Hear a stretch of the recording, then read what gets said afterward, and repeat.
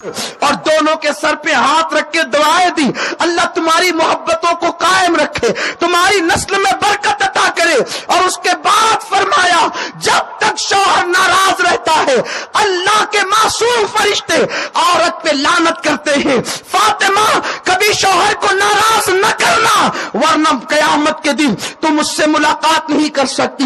میرے رسول نے بیٹی کو یہ کہہ کر قیامت تک کی بیٹیوں کو تعلیم دی اور ماں باپ کو یہ پیغام دیا، اگر بیٹی کسی غلط فہمی کی وجہ سے شوہر سے ناراض ہو کر آئے اس کو شے مت دیا کرو، گھر میں بٹھانے کی بات مت کیا کرو۔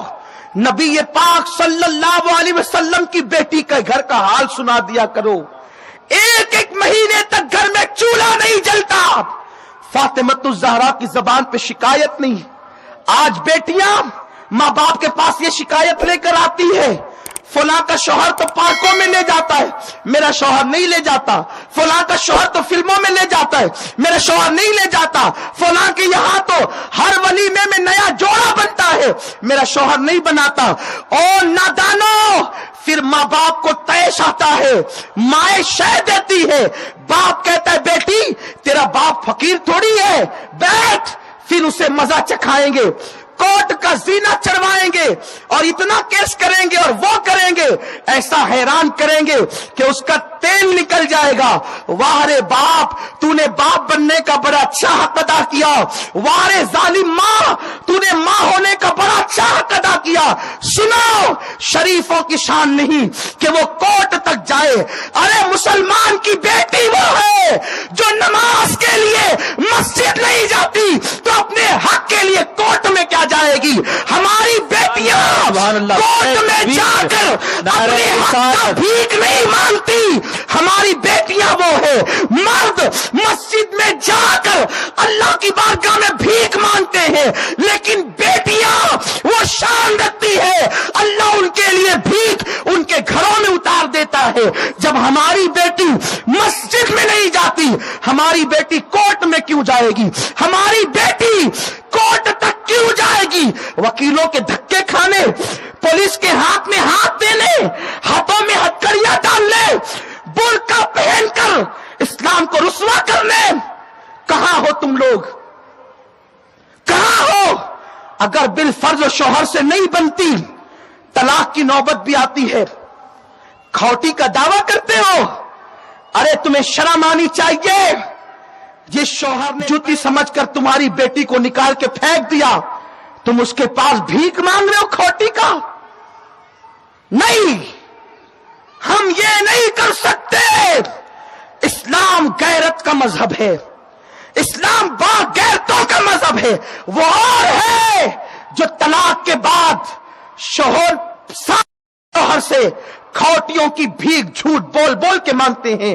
ہمارا مذہب یہ ہے غیرت والا، جس شوہر نے طلاق دے دیا پیر کی جوتی سمجھ کے اتار دیا، اب ہماری بیٹی اس کے ٹکڑوں پہ نہیں پلے گی، اس کا باپ پرورش کرے گا، اس کی ماں پرورش کرے گی، اس کے بھائی پرورش کریں گے۔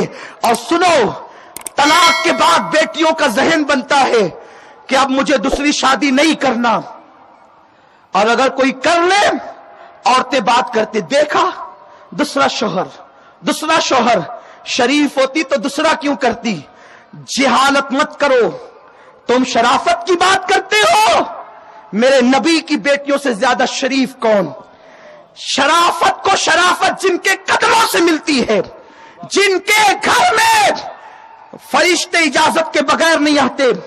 میرے نبی کی 2 بیٹیوں کو طلاق دیا گیا، ابو لہب کے 2 بیٹوں کے نکاح میں میرے رسول کی 2 بیٹیاں تھیں، حضرت سیدہ رقیہ سلام اللہ علیہا الف الف مرہ فی کل لمحہ، اور سیدہ ام کلثوم، یہ دونوں بیٹیاں ابو لہب کے بیٹوں کے نکاح میں تھی.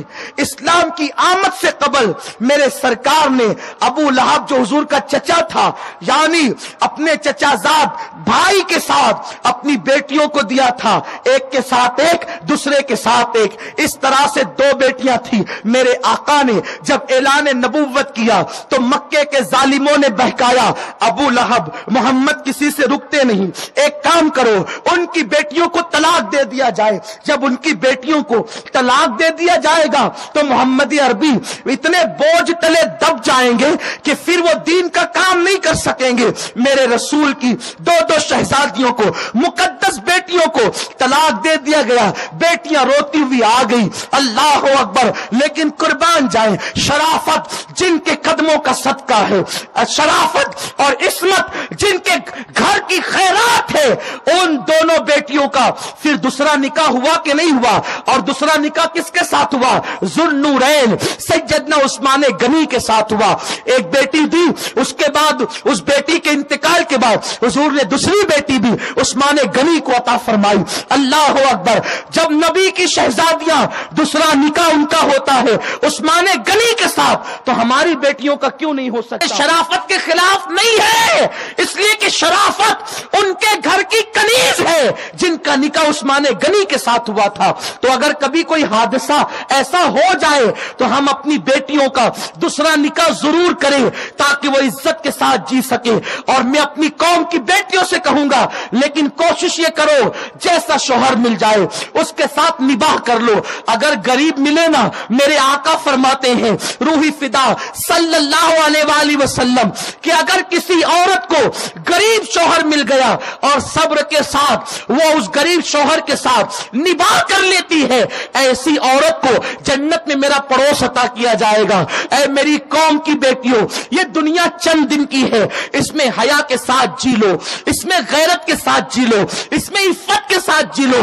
اے میری قوم کی بچیوں, مجھے بتاؤ تو صحیح, میرے رسول کی شہزادیوں نے اپنی زندگی کو کیسے گزارا, کتنی تکلیف میں بظاہر گزارا. اللہ اکبر. جن کے گھر میں اللہ اکبر 1 مہینے تک چولہا نہ جلے, 17 پیون چادر میں لگے, اس شان سے, بلکہ کبھی کبھی تو دوپٹہ نہ رہا تو اونٹ کا چمڑا بھی اوڑھ کر کے اپنی زندگی کے لمحات کو گزارا. لیکن آج کپڑوں کے نام پر, آج زیور کے نام پر, آج دولت کے نام پر, آج پارکوں میں گھومنے کے نام پر, اللہ اکبر, قوم کی بچیاں کسی کے بھی ہاتھ میں ہاتھ دیتی ہے. یاد رکھو, اور میں اپنی بہنوں سے کہوں گا, ماؤں سے کہوں گا, جب رشتے آئے تو اچھا رشتہ دیکھو, تفتیش کرو, یوں ہی بوجھ سمجھ کر اٹھا کر کے کہیں بھی نہ دے دیا کرو, اور بیٹیوں سے مشورہ کیا کرو. میرے پیارے آقا صلی اللہ علیہ وسلم کی کنیزوں, یاد رکھنا, اگر کوئی عورت زیور پہن لے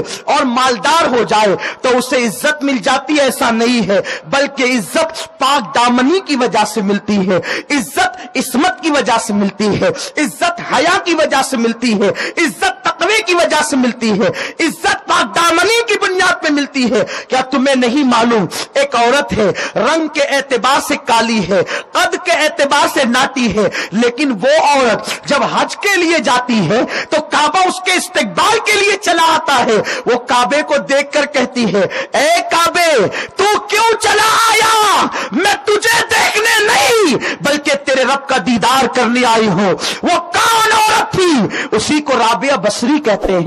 اس لیے میری قوم کی بیٹیوں, بہت سی بچیاں پریشان ہیں, ان کو اچھے رشتے نہیں آتے.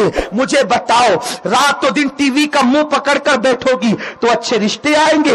گانے ہیڈ فون لگا کر سنو گی, اچھے رشتے آئیں گے؟ گندی تصویروں میں وقت گزارو گی, اچھے رشتے آئیں گے؟ سنو, اگر اچھا رشتہ چاہتی ہو درود کے اندر ڈوب جاؤ, میرے آقا کا نام پڑھو. یہ نام کوئی کام بگڑنے نہیں دیتا, بگڑی بھی بنا دیتا ہے. سب نام محمد, ان پر دن میں کثرت سے درود پڑھنا لازم کر لو. ارے جو مصطفیٰ درختوں کو اپنے پاس بلا سکتے ہیں, کیا ان کے نام کی برکت سے اچھا رشتہ تمہیں نہیں بھیج سکتے, اچھا رشتہ تمہیں عطا نہیں کر سکتے؟ لیکن اچھے برے کی پہچان تمہیں نہیں ہے. تو तुम तो दाढ़ी मुंडे को अच्छा समझते हो, तुम तो सफेद चमड़ी को अच्छा समझते हो, तुम तो बिल्डिंग और महल वाले को अच्छा समझते हो। नहीं नहीं, बिल्डिंग वाला सिर्फ अच्छा नहीं होता, मुस्तफा वाला अच्छा होता है। जो इश्क मुस्तफा में तड़पता है वो अच्छा होता है। जो कुरान का कारी होता है वो तालिए कुरान अच्छा होता है। जो मुस्तफा प्यारे पे फिदा होता है, सुन्नतों का पाबंद होता है, उसके पास माल हो या ना हो वो अच्छा होता है। मुझे यहां एक बात याद आती है, अच्छा कौन है? अच्छा कौन है? बेटियों की फिक्र बदल गई, मां बाप की भी। अच्छा रिश्ता, अच्छा क्या? मेरे रसूल ने अपनी चहीती बेटी के लिए उस अली को चुना जिसका खुद का अपना बज़ाहिर घर भी नहीं था, लेकिन वो अली कैसा अली था जिसका निकाह हुआ तो फिर अर्श पर हुआ है। कैसा अच्छा वलियों का सरदार।